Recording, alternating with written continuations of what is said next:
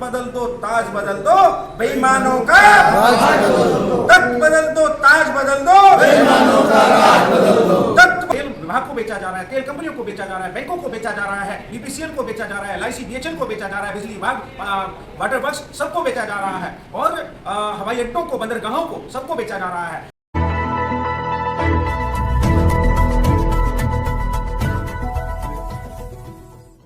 लखनऊ के धर्मोदय विद्या विहार में जहां पर आरक्षण बचाओ संघर्ष समिति का प्रांतीय बैठक चल रहा है, आइए उनके बैठक के बारे में जानते हैं कि उनके बैठक का उद्देश्य क्या है और जो प्रांत से लोग आए हुए हैं उनका आने का क्या उद्देश्य है। बहुत सारी चीज़ों के बारे में जानेंगे। आइए जो ABSS के जो मेन पदाधिकारी हैं उनसे बात करते हैं, जानते हैं उनके इस अधिवेशन के बारे में। जी स्वागत है आपका।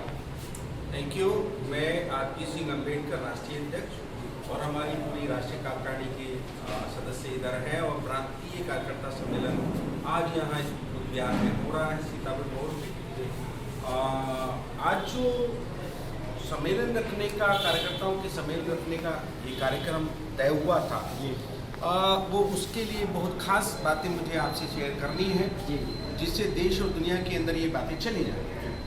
आज का जो कार्यक्रम रखा गया है 26 नवंबर 2021 को पूरे देश के अंदर हर एक जनपद के ऊपर हमारे संगठन की ओर से आरक्षण, संविधान बचाओ देश बचाओ पर बुद्ध सम्मेलन किए जाएंगे, और उसमें संविधान के ऊपर जो खतरा मंडरा रहा है और संविधान को जो संविधान विरोधी ताकतें, आरक्षण विरोधी ताकतें खत्म कर देना चाहती हैं और दलित पिछड़ों के अधिकार खत्म कर देना चाहती है, सम्मान और अवसर खत्म कर देना चाहती है, आज़ादी खत्म कर देना चाहती है, उनको मुंहतोड़ जवाब देने के लिए ये तैयारियां हमारी हो रही हैं, और संविधान दिवस के ऊपर ये संदेश हम देश के अंदर देंगे। 10 दिसंबर को अंतर्राष्ट्रीय मानवाधिकार दिवस के ऊपर हम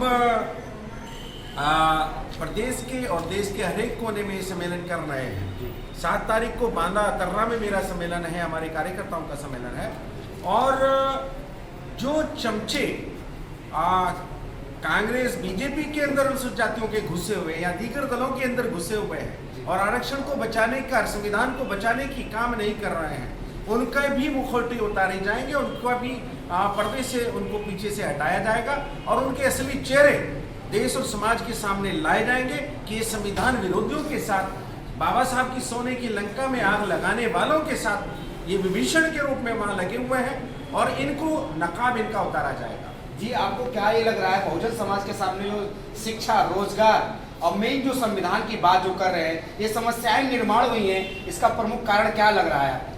देखिए, इसका प्रमुख कारण मनुवादी सोच है।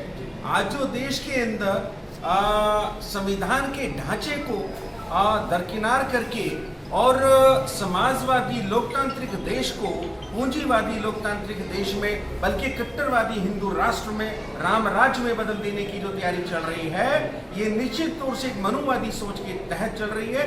ये लोग इस देश के अंदर से सारी संवैधानिक व्यवस्थाओं को खत्म करके इस गणतंत्र को, इस रिपब्लिक को, भारत गणतंत्र को हिंदू राष्ट्र बनाने की इनकी तैयारी है। इसीलिए आज देश के अंदर सारे सरकारी महकमों को बेचा जा रहा है। आज देश के अंदर रेल कंपनियों, रेल विभाग को बेचा जा रहा है, तेल कंपनियों को बेचा जा रहा है, बैंकों को बेचा जा रहा है, BPCL को बेचा जा रहा है, LIC BHL को बेचा जा रहा है, बिजली विभाग, वाटर वर्क्स सबको बेचा जा रहा है, और हवाई अड्डों को, बंदरगाहों को सबको बेचा जा रहा है। ये जो कहने वाले थे, जो प्रधानमंत्री घोषणा करता था, प्रधान सेवक अपने आप को कहता है, जनता का सेवक कहता है, पिछड़ा अपने आप को घोषित करता है, पिछड़ों के अधिकार काटने की इसी पिछड़े प्रधानमंत्री ने ये स्पीड पकड़ी है, और आरक्षण खत्म करने का भी इनका मुहिम है। और इस देश के अंदर जो बेरोजगारी बढ़ी है, गरीबी बढ़ी है, भुखमरी बढ़ी है, हमारा ये देश भुखमरी के कगार पे पहुंच गया है, और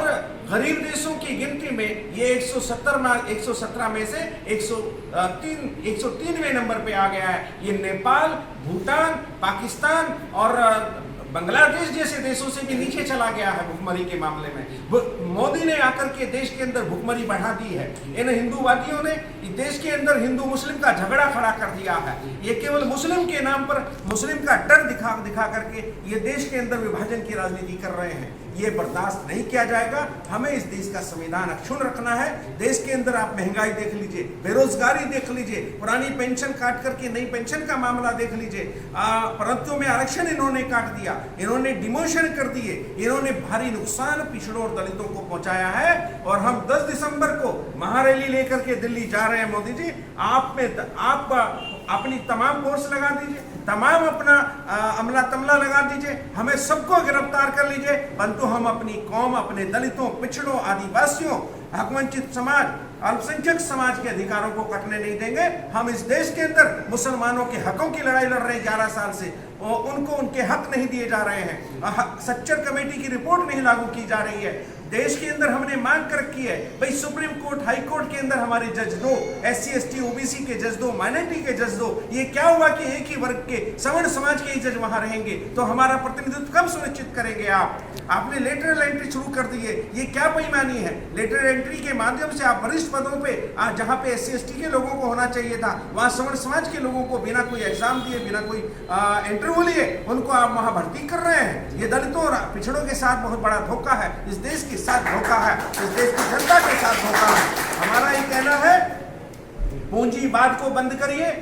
दो धनपतियों को, 2 पूंजीपतियों को आप इस देश की चाबी सौंप देना चाहते हैं। आप इस देश का तमाम संसाधन उनको नाम में बेच देना चाहते हैं। आप कोयले से लेकर के हवा, पानी, सड़क उनके नाम कर देना चाहते हैं। तो इस देश की 140 करोड़ जनता, 130 करोड़ जनता ये कहाँ जाएगी? कहाँ जाएंगे 85% दलित, आदिवासी? अब चौराहों पे मेरे साथी बता रहे हैं कि भीख मांगने वालों की भीड़ बढ़ गई है, लोग बेरोजगार हो गए हैं, उनके पास रोजी रोटी छीन लिया गया है। कहाँ जाएगी ये जनता? सर, बेरोजगारी की बात की आपने। अभी दिल्ली मेट्रो के, आप दिल्ली में जाइए और वहाँ के मेट्रो पे दिखा है, बहुत सारे शौचालयों के बारे में लिखा है, कॉलोनी के बारे में लिखा है। वहाँ पे मैंने खुद इस बात को पढ़ा है कि 1.4 करोड़ यूपी में रोजगार दिया गया है। तो कैसे बेरोजगारी की बात कर रहे हैं आप? ये झूठा प्रचार है, और ये सरकार केवल झूठे प्रचार पे पैसा खर्च कर रही है। ये झूठे प्रचार पे पैसा खर्च कर रही है। ये मनरेगा में लगे मजदूरों को भी नौकर बता रही है। मनरेगा में जिन लोगों को इन्होंने महीना 2 महीने का पेमेंट कर दिया, 4 महीने का पेमेंट कर दिया, उनको भी ये नौकर बता रहे हैं, इनको भी सरकारी नौकर बता रहे हैं। ये धोखाधड़ी है। कोई नौकरी इन्होंने नहीं दी, और जो नौकरियां दी सब कोर्ट के अंदर फंसी हुई हैं। तो समस्याएं जो निर्माण हुई है, कैसे निजात पाएंगे? क्या प्लान है आपका? इस देश की जनता को, बेईमानों को, आरक्षण विरोधियों को, संविधान विरोधियों को सत्ता से बाहर करना पड़ेगा। यही इस समस्या का समाधान है। और इस देश के बहुजन समाज को, इस देश के हकवंचित समाज को सावधान होना पड़ेगा। आपस की फूट और आपस का बंटवारा खत्म करना पड़ेगा, और एकजुट होकर जब ये पूरा समाज, जो आरक्षण समर्थक समाज है, जो संविधानवादी समाज है, न्यायवादी समाज है, समतावादी समाज है, जब ये समाज एकजुट होकर के वोट करेगा तो ये सब भागते नजर आएंगे। जी, आपने बोला आपसी फूट, आपसी बंटवारा, और हमारे लोग लगातार संगठन बनाते जा रहे हैं, लगातार जो है चीजें निर्माण होती जा रही हैं। तो आपको नहीं लग रहा कि आपस में बढ़ जाना मनुवाद की जीत है? मनुवाद की जीत ही फूट है।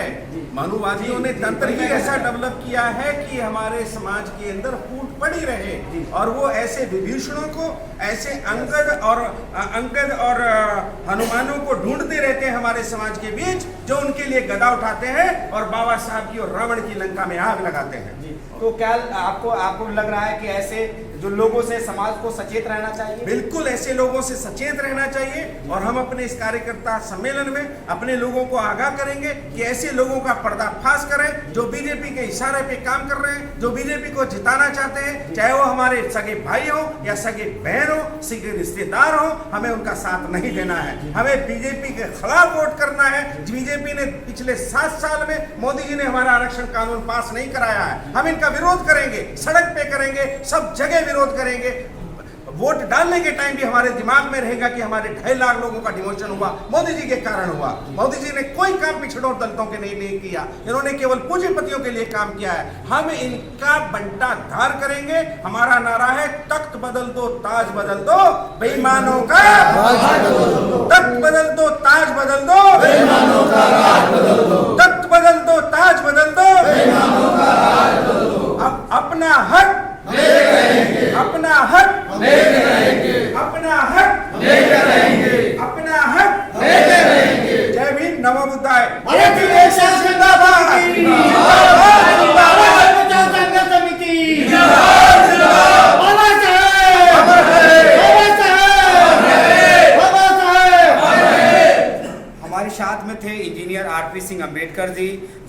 प्रमुख मुद्दों पे और जो मूलभूत समस्याएं जो निर्माण हुई है जनता के सामने, जैसे महंगाई है, बेरोजगारी है, अशिक्षा है, भूखमरी है, जैसे मुद्दों पर अपने प्रखर जो विचार रखे।